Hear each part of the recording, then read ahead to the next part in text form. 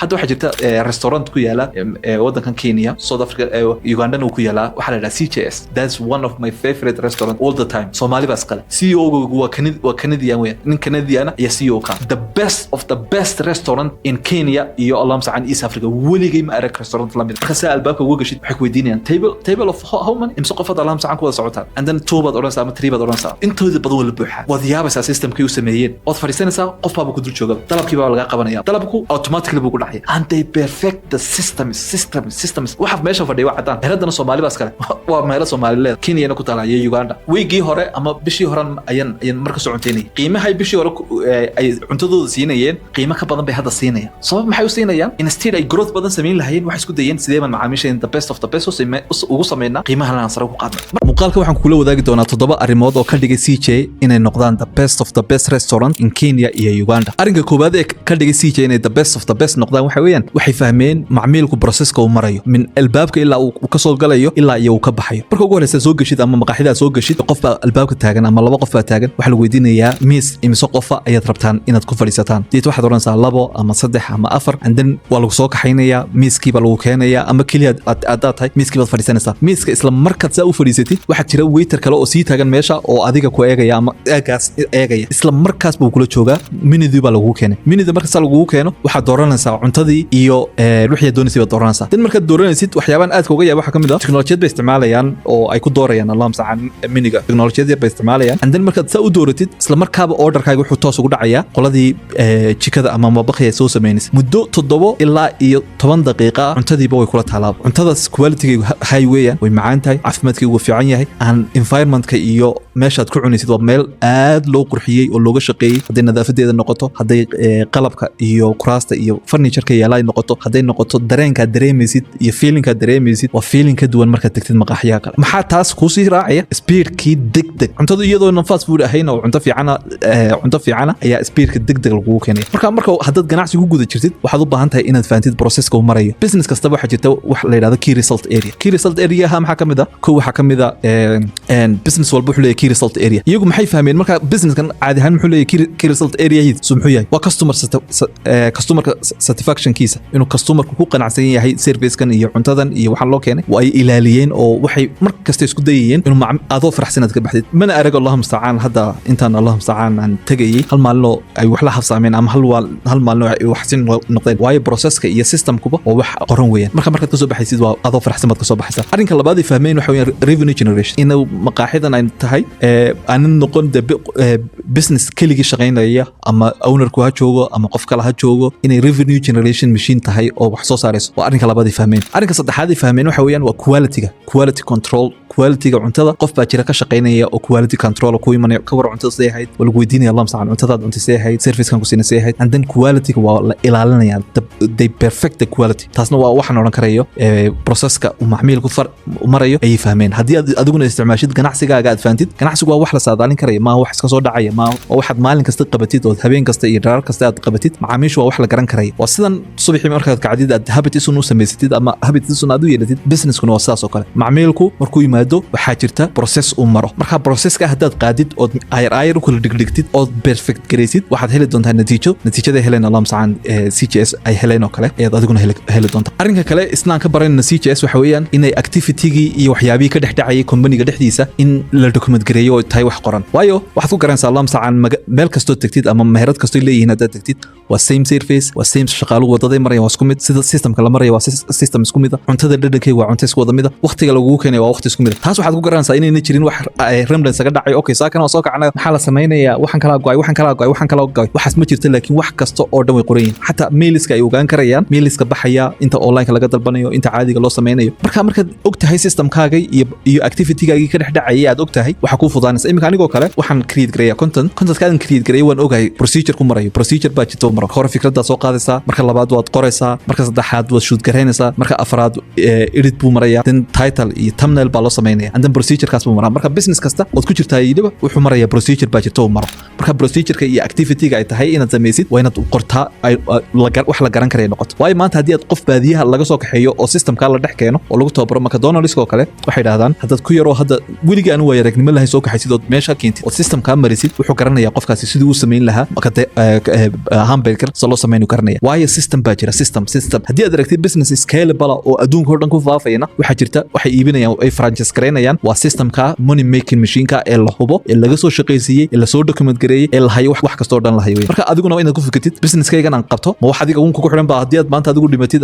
adigu tagtid way dhacdaa Soomaaliland dad badan oo ku dhacdaa jirta rag badan oo ganacsato waaweyn waxa jirtay dhintay Allah u naxariisto oo businesskoodu suuqa ka baxay uu survive garoobi waay sabab maxaa keenaya businesskaas wuxuu ahaa wax hal qof ku xiran businesskaas wuxuu ahaa wax qof kaliya ku xiran laakiin haddii businessku yahay wax qoran system la marayo database ay jirto wax oo dhan ba la systemize gareeyo way fududaanaysaa xataa in businesski scalable laga dhigo way fududaanaysaa businesski xataa in qof lagu tababaro way fududaanaysaa in qofkii businesski uu noqdo business successful noqdo marka waxaad u baahan tahay haddii aad business leedahay waa inaad qortaa procedure ku marayo marka businessyada guuleystay ama businessyada successful ka noqdayna waxay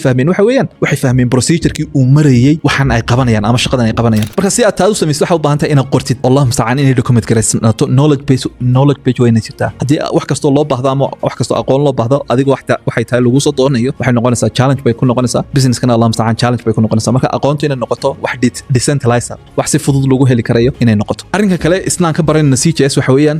technology-du waa leverage marka laga hadlayo leverage waagi hore laba buuhan jiray inaad lacag leverage garaysid iyo inaad human capital leverage garaysid laakiin maanta technology-du wax badan bay simplify gareyn karaysaa processka dhan ee shaqadaadu marayso way simplify gareynaysaa marka inaad ka fikirtid sidee baan technology-du la falkala CJS oo kale maqaaxida Allahu musta'an hadda aan soo qaadanaynay marka tagtid dadku instead ay waiter ku oran lahaa laba bariis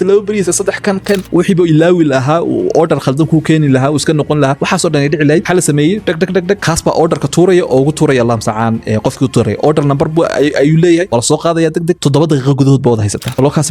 meelaha kale saacad iska maqnaanaysa haddii doonto waxa iska maqnaanaysa 30 daqiiqo marka waxaad u baahan tahay inaad technology-da leverage garaysid technology-da waxa ku siinaysa Allahu musta'an inaad scale garaysid inaad maxaa abab kala jira maxaa technology-da ka jira hadda Kenya ku noolahay waxa jirta maqaaxiyo aan jecelahay inaan wax ka cuno ku yaala isliyo kale ku yaala ama meelo kale ku yaala maqaaxiyaha hadda rabay inaan wax ka dalbado ma dalban karayo man degni isli uma dhawi haddaan wax dalbay sidaada hadda meel aan ka dalban karayo ma jirto laakiin CJ iyadu way ku jirtaa oo Glovo wad ka helaysaa Uber wad ka helaysaa Bolt wad ka helaysaa meelaha cuntada laga dalbado dhan wad ka helaysaa sidoo kale waxay leeyihiin application gaar marka inaad ku fikirtid haddii aad business leedahay war macaamiishu intan yar ay hor joogto maahina macaamiil badan baa joogto wadanka iyo qaaradda iyo adduunka oo dhan ba jooge sidee baan macaamiisha u gaadi karaya anigoo technology-da isticmaalaya sidee baan application u samaystaa sidee baan website u samaystaa sidee baan u samaystaa waa inaad ku fikirtaa technology-da sida u leverage gareyn lahayd taasina waxay ku siin doontaa inaad Allahu musta'an natiijo wax ku oolo sidaa daraadeed si aad technology-da u leverage garayso waxaan sameynay software as a service la yiraahdo basit.com basit kelmadda basit waa af carabi waa wax fudud wuxuu kuu fududeydinayaa inaad la socotid kharashaadkaaga inaad la socotid shaqaalahaaga inaad la socotid systemskaaga waxa kaa baxaya waxa ku soo gala qiimaha lagu leeyahay qiimaha uu ganacsigaagu ku leeyahay dadka everything wixii buu kugu qornaan lahaa ama meel kale kugu jiri lahaa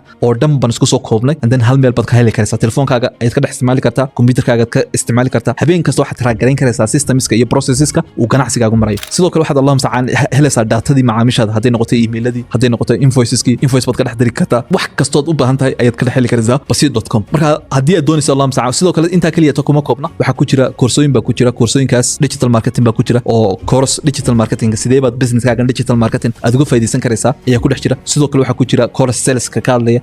sidoo kale waxa ku jira Allahu musta'an waxyaabo kale oo ayaad ka heli doontaa marka si aad linkiga ku dhufo dadka linkiga raaca 20% discount ayaa loo sameynaya insha Allah hadii la hayraado haddii aad sidoo kale doonaysid inaad affiliate partner noqotid oo Allahu musta'an affiliate han software-kayga nugula shaqaysid waxaan sameynay qayb affiliate ku dhufo linkiga lacag waad ka sameyn karaysaa Allahu musta'an basit.com adigoo affiliate han u isticmaalay arrinka kale isnaan ka baranayna CJS waxa weeyaan haddaad aragtid shaqaalahoogu waa dad tababaran marka lagu yimaado qofkii ku dhoola cadeynaya qofkii wad arkaysaa in the best of the peers service lagu siinayo waxyaaba aad ka u badan businessyada Soomaalida ku arkay waxa weeyaan qofkii businesska iska lahaa uma arkayo macmiilkii inuu obsession kuma noqonayo macmiilkii kama fikirayo haddii uu shaqaaluhu train gareysnayn waxaan xasuustaa magaalo kamid magaalooyinkeena Soomaaliya anoo mar tagay oo Allahu musta'an magaalo tagay waiterkii baa dacaayad nala galay waiterkii dhanaa waxna siin lahaa cuntada siin lahaa ayaa isku dayay inuu qofkii macmiilka ahaa uu jaraaxeeyo oo qofkii macmiilka dacaayad ku sameeyo oo yiraahdo san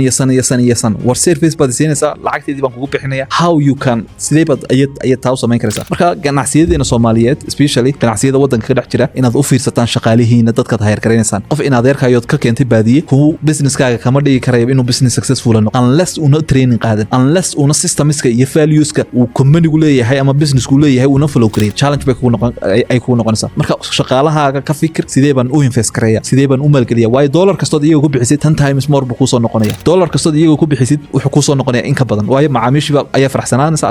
haddii shaqaaluhu faraxsan yihiin ama aqoon leeyihiin waa adoo imika qof gaari u dhiibay Allahu musta'an gaari aan garanin ku gaariga kaxay selling waa lamid waa gaari la kaxaynayo customer service waa wax la mid ah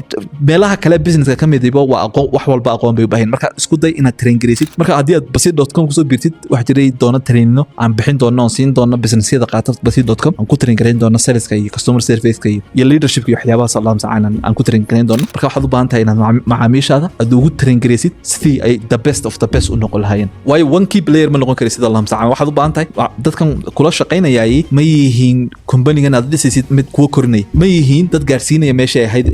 inay gaaraan marka si aad taa u samaysid waxaad u baahan tahay qaalahaaga si joogta aad u train gareysid ugu train gareysid selling hadday noqoto customer service-ka hadday noqoto everything uu marayo in lagu train gareeyaa waayo qofkaas aqoon uma laha wuxuu u baahan yahay training iyo aqoon ku filan arrinka kale inuu ka baran karayno CJS waxa weeyaan scaling operations CJS markii ay bilaabayeen san sheekadooda ku maqlay Allah musta'an markii bilaabayeen waxay ka soo bilaamatay Uganda meel kaalina kaliya ayaa hal xabba laga furay 2005 maanta I think hadda Uganda waxa ku yaalan malaynaya 8 ilaa 9 Kenya waxa ku yaala ilaa 5 inay yihiin ban filaya marka businesskaaga aad furaysid ugu fikir Allah musta'an sidii aad businesskaaga u noqon lahaa business scalable oo year after year month after month oo decades tobanaan sanadood aad horay u eegtid loo noqon lahaa businesskaas business successful isku koobin magaaladaada yar isku koobin meesha aad joogtid isku koobin Soomaali kaliya tan u adeegaya kaliya isku koobin ku fikir sidee baan cawlamo u tagi karaya ku fikir sidee baan businesskayga u geyn karaya next level ku fikir sidee baan businesskayga u noqon karaya mid scalable haddii systemskan iyo processeskan aanad marin waxay ku noqonaysaa challenge oo businesskaagas ma korayo arrinka ugu dambeeya aynu ka baranayno CJS waxa weeyaan committed to excellence waayo wax kastood ka arkaysid ama shaqadooda say u qabanayaan they are passionate waa waxay excellence yihiin oo waxay jecel yihiin oo waxay ka kaxeeya inay caadi noqdaan oo cadiimkay marka inaad businesskaaga hadii aad shaqadaada qabanaysid waa inaad excellence waxa la yiraahdaa suuqu qofka caadiga ama businesska caadiga wuxuu abaal mariyaa si caadi u abaal mariyaa businesska shaqada si excellence ka u qabtana si excellence ayuu abaal mariyaa that's why qiimo kaste ama wax kaste noqoto aan Allahum sa'an community-gan ula wadaagaya si shaqada qabteen on word of mouth aan ula wadaagaya that is the reason why kuwaas waxay hayeen cashiradii aan ka bartay CJS hadii aad doonaysid inaad wax badan ka baratid waxa daawataa muuqaalka 7 book